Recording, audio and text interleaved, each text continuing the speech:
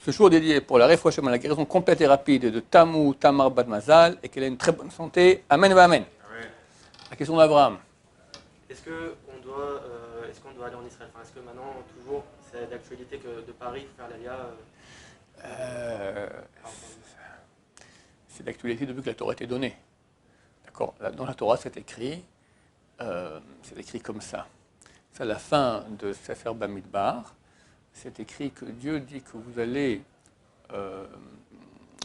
chasser les habitants de la terre, qui est en Israël, parce qu'ils sont très très mal comportés, ils ne méritent plus d'être sur la terre sainte, et vous allez demeurer en terre d'Israël. Il y a une marloquette, il y a une divergence d'opinion entre, d'une part, Rashi et le Rambam, Maïmonide, et d'autre part, le Ramban, Nachmanide. Le Ramban et Maïmonide disent comme ça. La mitzvah, elle est de renvoyer les habitants de la terre. Afin que vous puissiez vous installer, ce n'est pas une mitzvah en soi. C'est la raison pour laquelle je te redonne la première partie de la phrase qui te dit, je t'ai une mitzvah de les renvoyer. Tu les renvoies, comme ça tu pourras t'installer. Le Ramban dit non, il y a deux mitzvot. Un, de les renvoyer, deux, de s'installer. Donc pour le Rambam, il y a une mitzvah d'habiter la terre d'Israël, mais c'est une mitzvah des Rabbanan, des sages d'Israël. Ce n'est pas peu les sages d'Israël. Ça a beaucoup de poids. La majorité de notre Torah, à nous aujourd'hui, provient des sages d'Israël. D'accord, c'est eux qui l'expliquent, mais aussi eux qui gèrent comment la majorité des mitzvot qu'on fait, ce ne sont pas des mitzvot de la Torah, ce sont des mitzvot des Rabbanan, Hanouka, Tetadaim, toutes les brachot qu'on fait, etc.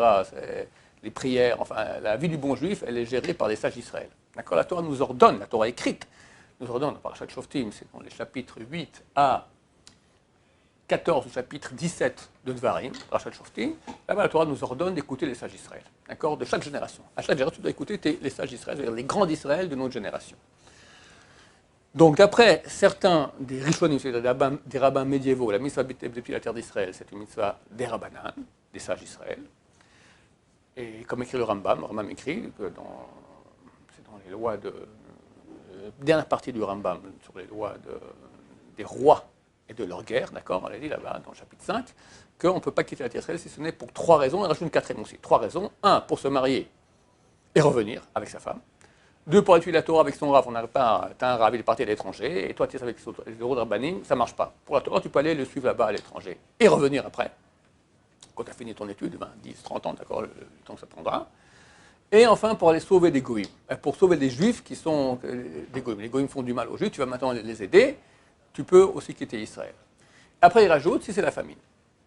La famine en Israël, on ne s'en sort pas, tu peux aussi quitter. Mais tout ça, ce sont des pis-aller, ça veut dire, tu n'as pas le choix, tu pars. Mais après, il faut revenir. Notre place, elle est en terre d'Israël. Pour d'autres, comme le Ramban, Nachmani, c'est une mitzvah de la Torah. Donc depuis toujours, il faut habiter la terre d'Israël. Maintenant, du point de vue politique, c'était presque, on va dire, politique et technique, c'est presque impossible. Un temps, il y avait la malaria, des maladies, des trucs. Moi, je suis un très grand sioniste. Je crois que j'ai reçu ça de mon arrière-grand-père. Mon arrière-grand-père, c'était un monsieur assez riche. Il habitait au Boukharistan. Je crois qu'aujourd'hui, on appelle ça en français l'Ouzbékistan. D'accord, il y a les villes là-bas de Tashkent, Samarkand, Boukhara. D'accord, c'est trois grandes villes. Je ne sais pas de quelle des trois villes il venait, d'accord. Et oui, Samarkand. Mon grand-père était de Samarkand. Donc il est venu en 1873, quelque chose comme ça. Lui et toute la communauté. Ils étaient une communauté qui était riche. À d'autres chameaux, à d'autres chevals, ou d'ânes, je ne sais pas, ils sont venus. Tac, ils ont pris Sifrei Torah. Toutes les familles sont venues. Ils sont installés ici à Jérusalem. Ils ont ouvert un des premiers quartiers hors des murailles de Jérusalem, gardé des Boukhariens. Donc ils étaient expansionnistes. Mais à l'époque, c'était très dur de venir. Eux, ils ont eu les moyens, ils ont fait un quartier bien, etc. Mais c'était très très dur. Puis après, en 1918, il y a eu le Premier Guerre mondiale, les gens ici crevaient de faim.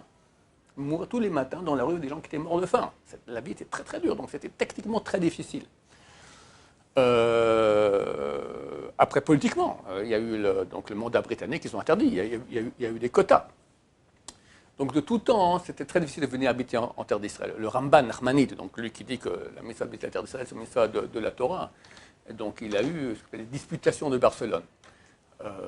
Un juif renégat qui s'est converti au christianisme a attaqué le Talmud comme quoi c'était un truc complètement faux, etc., etc. Et le roi a invité Nachmanide à venir se mesurer à lui. Ok, Nachmanide a dit j'accepte, mais à la condition que je veux dire tout ce que je veux. Le roi a accepté. Narmanide, il a donné une tannée aux chrétiens, les a ratatinés. Narmanide, c'est un des grands, quoi, énorme, ratatiné. D'accord. Aujourd'hui, ce bouquin existe, en gros, ça s'appelle « Les Disputations de Barcelone ». Il vaut la peine de le lire comme ça, comment il a ratatiné toute la chrétienté. Le roi lui a promis, lui a dit « tu peux y aller », mais il a subi des pressions tellement grandes de tous les archevêques et évêques et machin, etc., et curés, il lui a dit « écoute, désolé, mais il faut que tu dégages là, ça ira pas, sinon ça fait des émeutes, je peux pas ». Alors le pauvre, il a quitté l'Espagne, donc renvoyé, et il est venu s'installer ici en Israël, à Jérusalem. Et à Jérusalem, il n'avait pas un minyan pour Yom Kippour. Il n'y avait pas un minyan pour Yom Kippour. Donc c'était un endroit, il y avait des juifs. Il y avait 3-4 par-ci, 3-4 par-là. Il y avait quelques teinturiers juifs ici, 3-4 ici à Jérusalem, il y avait quelques-uns à Hebron, d'accord. Mais il faut dire que la présence, il y avait une présence juive, mais très très petite. C'était extrêmement dur d'être juif, de vivre en tant que juif ici en terre d'Israël. Aujourd'hui, où jusqu'à Corona, c'était très facile, alors c'est clair qu'il y a une mitzvah énorme. D'autant plus que, bon, je ne vais pas faire un cours entier là-dessus, mais la terre d'Israël, c'est des niveaux, de niveaux. On reçoit du supplément d'âme très très grand, c'est la terre sainte. Il y a une providence divine spéciale. Il y a une promesse de protection. Mais c'est vrai que c'est la terre sainte. Tu veux venir ici pour faire de l'argent, mais il vaut que tu ailles à New York, d'accord. Aujourd'hui, plus.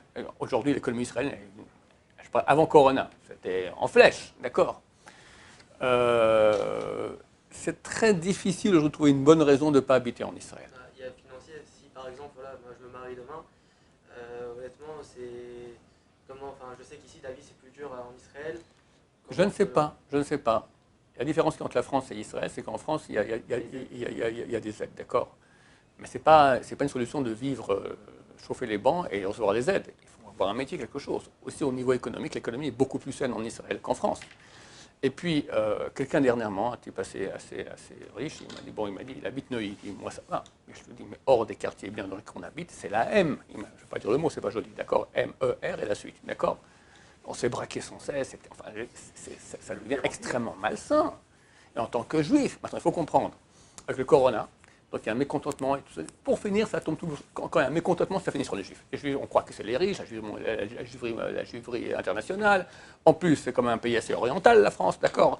Donc, tu vois ce que je veux dire. Donc, on peut être visé. Donc, il y a de très bonnes raisons de venir en Israël. À part ça, il y a la grande génération, Rab Chaim Kanievsky.